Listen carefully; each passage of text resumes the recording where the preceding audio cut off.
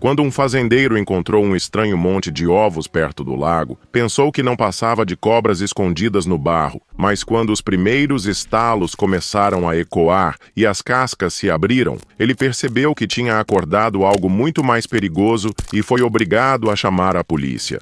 O sol ainda não havia alcançado seu ponto mais alto quando Miguel saiu de casa. O calor da Louisiana já se fazia sentir cedo, denso e úmido, como se o ar fosse uma manta molhada colada ao corpo. Para muitos, seria insuportável. Para ele, era apenas parte da rotina. Fazia 20 anos que herdara aquelas terras do pai e conhecia cada palmo do terreno. Miguel era o tipo de homem que raramente se assustava. Tinha crescido em meio ao barulho de tempestades, ao risco de enchentes e à proximidade incômoda dos pântanos. Ainda assim, naquela manhã, algo parecia diferente. O silêncio era quase anormal. Não havia canto de pássaros, nem o coachar constante de rãs que normalmente ecoava do lago no fundo da propriedade. Apenas o zumbido distante dos insetos e o arranhar metálico da pá contra a terra encharcada. Ele estava limpando os restos de árvores que haviam caído depois da última tempestade. Galhos retorcidos, pedaços de tronco e folhas apodrecidas haviam se acumulado nas margens do lago estreito. O trabalho era pesado e solitário, mas Miguel sempre dizia que preferia lidar com madeira morta do que com burocratas vivos. Quando sua pá bateu em algo mais firme do que barro, ele parou. Afastou a lama com cuidado e percebeu que havia ali um monte estranho, como se alguém tivesse empilhado galhos, folhas e terra de propósito. O formato arredondado não parecia natural. Curioso, se abaixou e retirou parte do material com as mãos. O que surgiu diante de seus olhos fez seu coração acelerar. Dezenas de ovos, grandes e de casca emborrachada, estavam enterrados no interior daquele monte. Não eram ovos de galinha, nem de pato, e certamente não de tartaruga. Miguel nunca tinha visto nada igual. "Mas que diabos é isso?" murmurou, limpando o suor da testa com o dorso da mão. Por um instante, pensou que poderiam ser ovos de cobra. Já ouvira histórias de vizinhos encontrando ninhadas de pitons invasoras, trazidas ilegalmente e que agora se espalhavam pelos pântanos. Essa hipótese fazia sentido, até que ele percebeu o detalhe que arrepiou sua pele. Os ovos eram grandes demais até para uma cobra. Miguel se levantou devagar, sentindo um calafrio percorrer sua espinha. Olhou ao redor em busca de movimento, mas nada se mexia. Apenas o brilho metálico da água parada e o silêncio pesado que parecia prendê-lo ao chão. Seu instinto dizia para se afastar, mas a curiosidade teimosa o fez se abaixar outra vez. Tocou um dos ovos. A casca era firme, levemente quente, quase pulsante. Retirou a mão no mesmo instante, como se tivesse encostado em algo proibido. Naquele momento, uma pergunta não saía de sua mente. O que poderia estar crescendo ali? O dilema era inquietante. Se fossem ovos de alguma espécie invasora, trariam sérios problemas. Mas se fossem de um animal local, mexer com eles seria ainda pior. Miguel conhecia bem os riscos daquelas terras. Crescera entre pântanos e, desde cedo, aprendera a decifrar seus sinais, pegadas, rastros, silêncios fora do comum. Seu pai costumava repetir com um olhar fixo na água: "Aqui, quem manda é a mata." Essas lições moldaram sua forma de ver o mundo. Foi esse instinto que acendeu o alerta diante do ninho. Não era simples curiosidade, era a sensação de ter cruzado uma fronteira invisível. No caminho de volta ao celeiro, uma lembrança o assaltou. O dia em que quase perdera o irmão para um jacaré. Desde então, nunca subestimara esses animais. Cobras eram perigosas, mas previsíveis. Jacarés, ao contrário, carregavam uma fúria silenciosa, pronta para explodir a qualquer momento. Na manhã seguinte, incapaz de ignorar o que vira, Miguel voltou ao lago. O monte de galhos permanecia no mesmo lugar, mas o barro em volta contava outra história. Marcas profundas riscavam a margem, como arranhões deixados durante a noite. Grandes demais para qualquer animal pequeno. Um arrepio percorreu sua espinha. Ele não estava lidando apenas com ovos abandonados. Algo grande havia passado por ali. Olhou em volta, mas o lago permanecia imóvel, como se a paisagem inteira tivesse prendido a respiração. Ainda assim, sentia o peso de olhos invisíveis, observando da água escura. Para evitar que alguém se aproximasse por engano, Miguel cravou estacas vermelhas ao redor do ninho. Não era muito, mas era o único recurso que tinha. O resto do dia foi um tormento. Qualquer ruído distante parecia vir do lago. Quando fechava os olhos, via apenas os ovos latejando no escuro. Na terceira noite, Helena o encontrou na varanda, inquieto. "Você devia ligar para alguém", disse firme. "Isso não é coisa para enfrentar sozinho. E o que vou dizer? Que achei ovos e estou com medo?", retrucou, tentando disfarçar a tensão. "Não se trata de medo, Miguel. É sobre proteger nossa família." Ele ficou em silêncio. Sabia que ela tinha razão. Na manhã seguinte, voltou ao lago. Antes mesmo de avistar o ninho, ouviu um som agudo, como um apito abafado. Aproximou-se devagar, o coração acelerado. Inclinou-se e encostou o ouvido no monte. Os piados vinham de dentro. Miguel deu um passo atrás, engolindo em seco. Os filhotes estavam chamando. Mas quem viria atender aquele chamado? E se a mãe estivesse a poucos metros dali, imóvel, esperando o momento certo para atacar? O lago parecia morto, silencioso demais. Miguel recuou, mas não tirava os olhos do monte. Não era só barro e folhas, era uma armadilha viva. De repente, um estalo seco rompeu o silêncio. Um ovo rachara. Miguel se abaixou por instinto e logo se arrependeu. Pequenas fendas se abriam, movimentos forçavam a casca. De dentro vinham sons urgentes, desesperados. "O que vai nascer daqui?" Olhou ao redor. Por um instante jurou ver 2 pontos brilhando na água como olhos refletindo a luz. Piscou e sumiram. "Não estou sozinho", murmurou. No fundo sabia que não era paranoia. Se os filhotes estavam chamando, a mãe não podia estar longe. Aquela noite foi interminável. O vento batia nas janelas, mas Miguel só ouvia estalos e sombras em sua mente. Imaginava dentes surgindo da escuridão, rachaduras se espalhando e algo maior se movendo ao redor da casa. Helena tentou fazê-lo falar, mas o silêncio dele dizia tudo. Quando o sol nasceu, não resistiu. Voltou ao lago. Cada passo parecia um castigo. Metade dos ovos já estava aberta, e pequenas formas lutavam para sair. O coro de sons era ensurdecedor, um chamado que ecoava pelo ar. Então a água se mexeu. Não foi peixe, nem respingo. Foi pesado, lento, profundo. Uma onda solitária avançou até a margem. Miguel congelou. O lago estava acordando.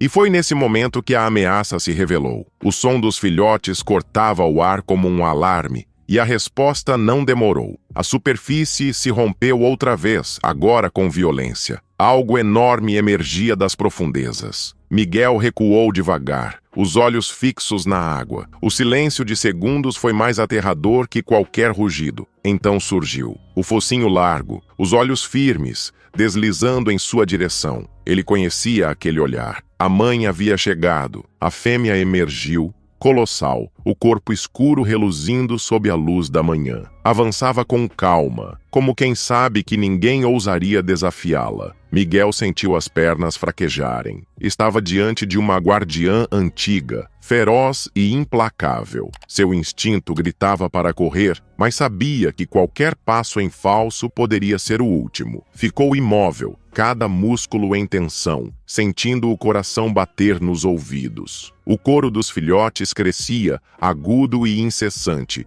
chamando a mãe para a defesa. Com esforço, Miguel começou a recuar, centímetro por centímetro, sem tirar os olhos da fêmea colossal. O caminho até a estrada pareceu eterno. Só quando alcançou o terreno firme teve coragem de virar as costas e disparou em corrida. Na varanda, ainda ofegante, quase caiu sobre a cadeira. Helena correu até ele. "O que aconteceu?" Miguel engoliu em seco. "A mãe, ela está lá." O rosto dela perdeu a cor. "Então não temos escolha. Precisa ligar para alguém." Com as mãos trêmulas, Miguel pegou o telefone. A voz do atendente do outro lado da linha soou calma, como se já tivesse lidado com isso antes. Orientou-o a manter distância e garantiu que uma equipe seria enviada. As horas seguintes foram de pura espera. Miguel não desgrudava os olhos da janela, certo de que a qualquer momento a criatura atravessaria o campo. No celeiro, o gado se agitava, mugindo nervoso. Até os cães estavam mudos, deitados com as orelhas baixas, como se pressentissem o perigo. O tempo parecia congelado. No fim da tarde, 2 veículos brancos estacionaram na fazenda. 3 agentes desceram com redes, cordas e uma calma que contrastava com o desespero de Miguel. O mais velho ouviu sua descrição e assentiu com seriedade. Não é incomum nesta época, mas 5 ninhos juntos é grave. Miguel arregalou os olhos. 5? Eu só vi um. O homem suspirou. Onde há um, pode apostar. Há outros. Guiados por Miguel, os agentes seguiram até o lago. Ele ficou atrás,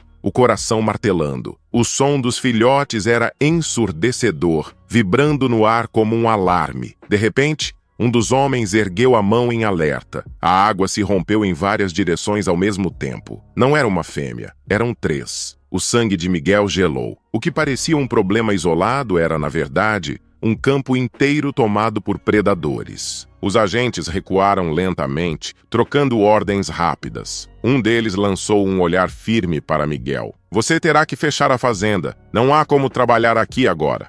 Quando a escuridão caiu, o campo parecia outro. Nenhum dos dois conseguiu dormir. Do lado de fora vinham sons que arrepiavam a pele. A água se abrindo, o chamado agudo dos filhotes, estalos na mata. Cada ruído parecia anunciar algo se aproximando da casa. Ao amanhecer, Miguel já estava na varanda. O céu cinzento deixava o ar mais pesado. Foi nesse momento que os veículos retornaram, agora em maior número. Caminhonetes equipadas, caixas reforçadas e homens preparados. O mais velho ajustou o chapéu e falou com firmeza. Hoje vamos resolver isso. Miguel apenas assentiu, sem palavras. Os homens se aproximaram do lago em silêncio. O barulho dos filhotes era ensurdecedor, como um coro pedindo socorro. Foi o bastante para que as mães aparecessem. Uma após a outra, 3 fêmeas enormes emergiram da água, abrindo caminho com movimentos lentos e ameaçadores. De longe, Miguel sentiu o coração disparar. Cada focinho que surgia trazia à memória o ataque de anos atrás contra seu irmão. A diferença é que agora não era um animal isolado, mas várias guardiãs dispostas a defender o mesmo território. A equipe se organizou com precisão.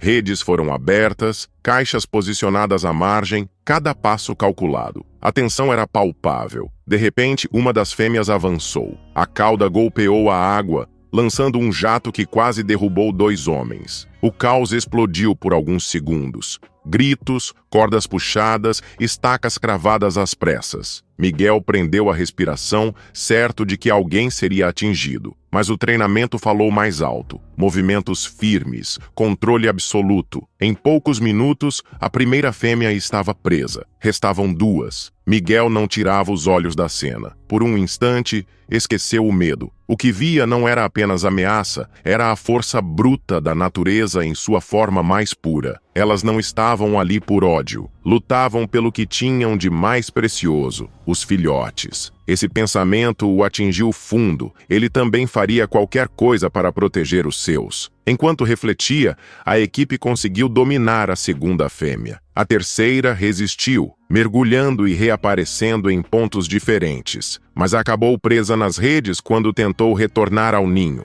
Os homens não comemoraram em gritos, apenas em murmúrios aliviados. Miguel fechou os olhos e respirou fundo, sentindo o peso sair de seus ombros. Com as mãos contidas, restava a parte mais delicada: recolher os filhotes. As cascas já estavam abertas e dezenas de pequenos corpos se agitavam, soltando os mesmos sons agudos que haviam desencadeado todo o pesadelo. Um dos agentes explicou com calma: serão levados para uma reserva segura. Crescerão lá, sem risco para vocês nem para eles. Miguel observou em silêncio, enquanto as pequenas criaturas eram colocadas cuidadosamente em caixas ventiladas, tão frágeis e ao mesmo tempo herdeiras de uma linhagem que atravessara milhões de anos. Quando o último veículo partiu, levando as fêmeas e os filhotes, o silêncio voltou a reinar. mas era um silêncio diferente, mais leve. Miguel respirou fundo pela primeira vez em dias. Helena se aproximou e segurou sua mão. Acabou. Ele assentiu, mas sabia que nada voltaria a ser igual. A fazenda estava livre, sim, mas aquele lago nunca seria o mesmo aos seus olhos. Entendera, enfim, o que sempre suspeitara. Aquelas terras não pertenciam só a ele. Eram também domínio de forças antigas, presentes muito antes de sua família chegar ali. Nos dias seguintes, a rotina voltou. O gado pastava às margens, os cães corriam pelo campo e tudo parecia normal. Mas, de vez em quando, Miguel parava diante do lago e encarava a superfície calma. Já não via apenas perigo, via respeito, e sabia que sua fazenda carregaria para sempre um lembrete silencioso. Às vezes, basta um simples monte de folhas para revelar que monstros antigos ainda vivem entre nós. Se você se emociona com histórias como esta e quer continuar descobrindo mais relatos incríveis, não deixe de se inscrever no canal. O seu apoio é fundamental para que possamos continuar compartilhando essas histórias tocantes com você. Agora, imagine um mergulhador cercado por águas congeladas, tentando cortar os cabos que sufocam uma baleia gigante, quando uma sombra misteriosa surge no fundo escuro. A cada segundo que passa, o animal se debate mais forte e o risco de um golpe fatal aumenta. Será que ele vai conseguir libertá-la a tempo? Ou será que o mar já escolheu quem não vai voltar? Quer descobrir o que aconteceu e sentir as emoções dessa nova história? Não perca o próximo vídeo do canal Amo Meu Patudo. Clique no vídeo que está aparecendo na sua tela e vem comigo. Grandes emoções vêm acompanhadas de grandes histórias. Até lá!